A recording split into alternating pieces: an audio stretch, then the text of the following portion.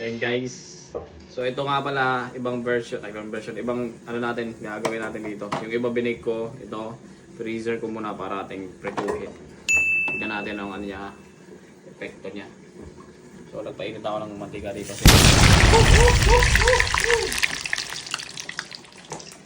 Galawin natin ha. Ay, tignan natin anong resulta niya. Ayan guys oh.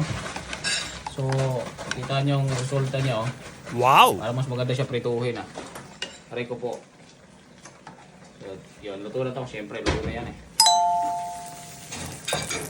Yay! Okay guys, luto na. So ito yung binake natin. Wala na akong gantong forma kasi naubos na pagising ko. Ito lang ang tirang forma oh. Then ito, tikman natin yung prinito natin kanina. Open na muna natin. Open natin. Uy, peach mango pie. Tilawin. Yummy! Parang Jollibee.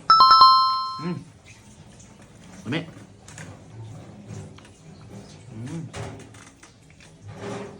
Ito naman isa.